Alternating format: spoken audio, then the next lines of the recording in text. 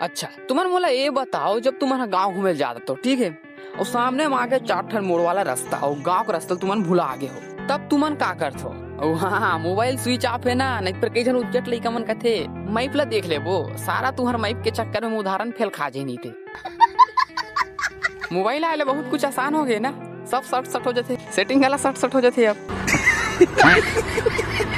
देखो भाई, चुचुर खाबे ना तक याद धर लेते, बीच बीच में रसगुल्ला बांट, नहीं फिर तुम्हारा नाक कान पूरा ढले घुमा फेंकेल धल।